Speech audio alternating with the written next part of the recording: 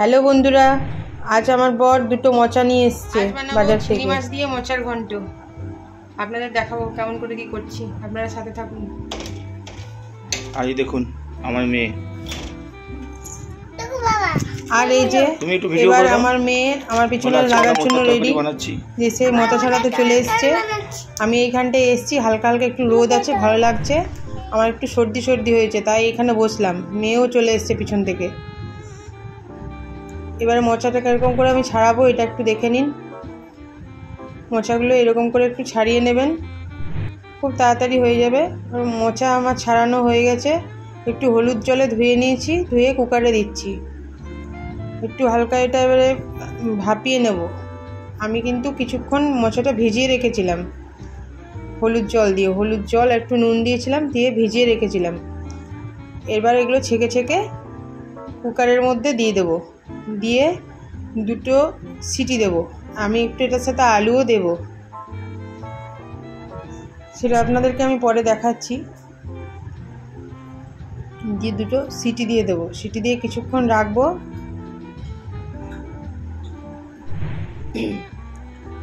তারপর আমি সেটা খুলবো। এই যে আমি কিছু আলু দিয়ে নিয়েছি, এই যে মোচাটা আমার সেদ্ধ হয়ে গেছে, সিটি দিয়ে সেদ্ধ করে নিয়েছি মোচাটা। এবার আমি জলটা ঝরানোর জন্য দিয়েছি, জলটা ঝরিয়ে নিলাম। চিংড়ি মাছগুলো হালকা একটু ভেজে রেখেছিলাম, কড়াইয়ে দিয়ে একটু জল বেরোয়, সেই জলটা সমেতই রেখে দেবেন, জলটা ফেলবেন না। এখানে আদা রসুন পেঁয়াজ কাঁচা লঙ্কা দিয়ে একটা পেস্ট তৈরি করেছি, এই পেস্টটা করে রেখে দেবেন, ভালো লাগবে তরকারিটা খেতে। এবার আমি একটু টমেটো কেটে নিয়েছি, একটু চিনি, হলুদ, জিরে ধনে গুঁড়ো আর এক বাটি ঘি ছোটো বাটির, আর দুটো লবঙ্গ, দুটো এলাচ, একটু দারচিনি নিয়েছি। এগুলো আমি কীরকম করে ব্যবহার করব আপনারা একটু দেখুন। এবার কড়াইয়ে একটু তেল দিয়ে নেব। আপনারা যে যেরকম খান তেল, সেরকম করে তেলটা দেবেন। যদি কম তেল খান তাহলে কম দিতে পারেন, একটু বেশি তেল খেলে একটু বেশিও দিতে পারেন, কোনো অসুবিধা নেই। কিন্তু তেলের সাথে এটা আমরা দেখাতে আমি ভুলে গেছি, মানে দেখাইনি, 1 চামচ ঘি দিয়েছি কিন্তু তেলের সাথে, ওটা আপনারা অবশ্যই দিয়ে নেবেন।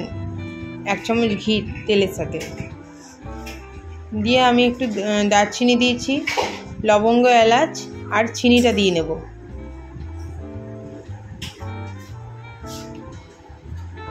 দিয়ে একটু নেড়ে নেব।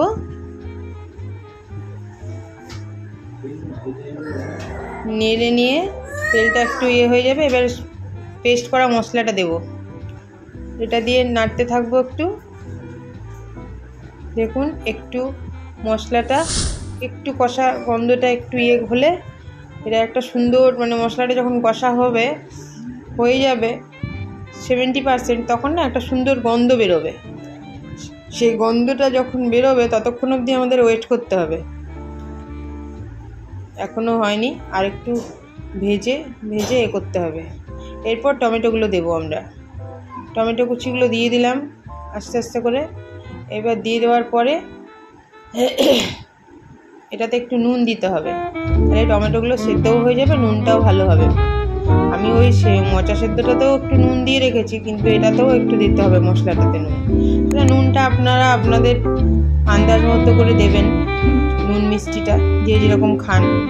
যারা মিষ্টি বেশি খান তারা একটু মিষ্টিও বেশি দিতে পারেন। একটু এই তরকারি একটু মিষ্টি খেলে খুব ভালো লাগে খেতে, একটু মিষ্টি মিষ্টি ঝাল ঝাল হবে, খেতে খুব ভালো লাগবে। মাংসর মতো খেতে টেস্ট হয়, খুব সুন্দর। এবার দেখুন, এবার মশলাটা কষা আমার হয়ে এসছে আস্তে আস্তে। আবার একটু আমি নাড়িয়ে নিচ্ছি, টমেটোগুলো একদম নরম হয়ে যাবে। দেখুন টমেটোগুলো প্রায় নরম হয়ে এসছে, প্রায় নরম হয়ে গেছে। দেখুন এই মশলাটা কিন্তু ভালো করে ভাজতে হবে, এটা থেকে যখন একটা সুন্দর গন্ধ বেরোবে তখন জানবেন যে মশলাটা হয়েছে। একটু ধৈর্য ধরে মশলাটা ভাজতে হবে। মশলাটা ভেজে দেখবেন তেলটা ছাড়তে শুরু করবে। আমি বন্ধুরা শুকনো লঙ্কার ব্যবহার করি না, শুকনো লঙ্কা গুঁড়িও ব্যবহার করি না, গোটাও ব্যবহার করি না, তাই দেখায়নি। এরপর জিরে আর ধনে গুঁড়িটা দিয়ে দেবেন, দিয়ে একটু কষিয়ে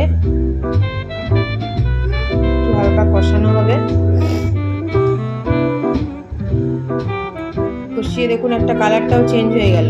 আর আমি তো লঙ্কার গুঁড়ির ব্যবহার করি না, তাই জন্য লাল হচ্ছে না, কিন্তু লাল করব না, কারণ আমার বাচ্চারাও খাবে তো।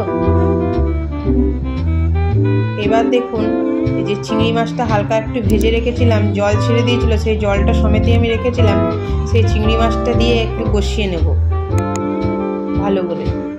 একটুক্ষণ আবার চিংড়ি মাছটা দিয়ে কষিয়ে নিয়ে, এখন এত সুন্দর একটা গন্ধ বেরোচ্ছে না, এখনই আপনাদের মনে হবে একটু খেয়ে নিই।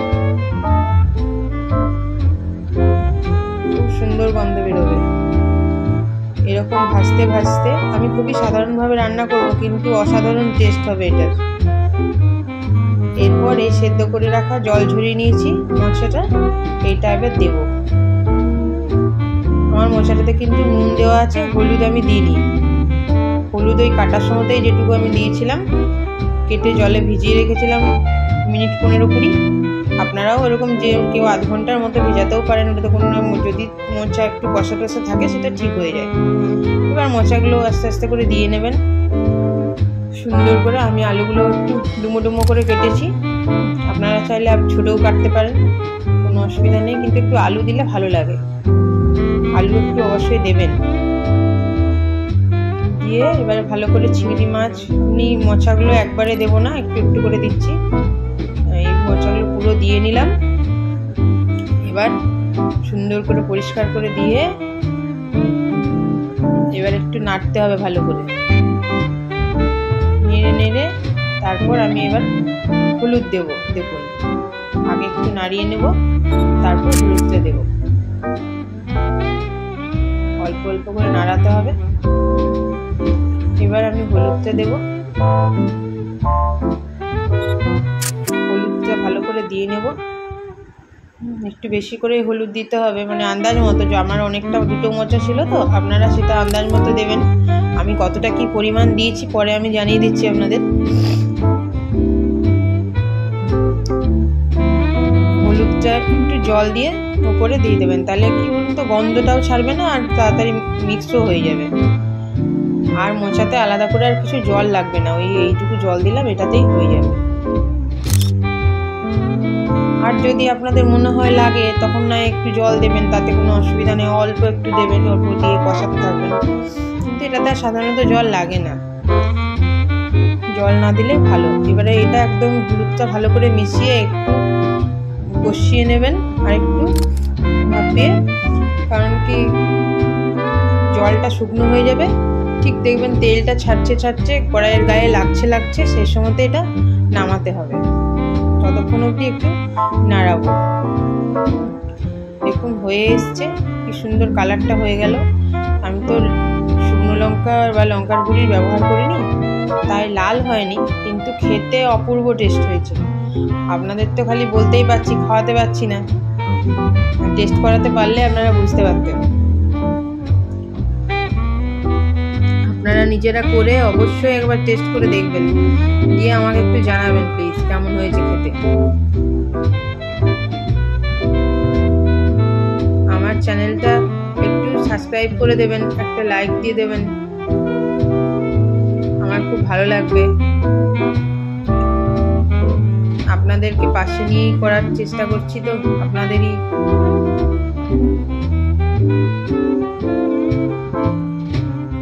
দেখুন এবার কষানো হয়ে এসছে। এবার কিন্তু মানে তেল ছেড়ে দিয়েছে, কড়াইয়ের গায়ে লেগে লেগে প্রায় হয়ে যাচ্ছে, লেগে যাচ্ছে। কিন্তু যখন শুকনো শুকনো হয়ে গেছে দেখেছেন, এবার আমি একটু ঘিটা দিয়ে নেবো। ওই যে বাটি করে 1 বাটি ঘি রেখেছিলাম, ছোট্ট বাটি আমার, ওই বাটিতে করে এটা আমি দিয়ে নিলাম। পুরো বাটির ঘিটাই আমি দিয়ে দিয়েছি। আর আগে তেলের সাথে 1 চামচ ঘি দেওয়া ছিল, এবার একটু গরম মশলাও ছড়িয়ে নেব, তারপর এটা মিশিয়েই আমি কিন্তু নামিয়ে নেব। দেখুন এটা কিরকম করে মিশাতে হবে সেটা দেখুন।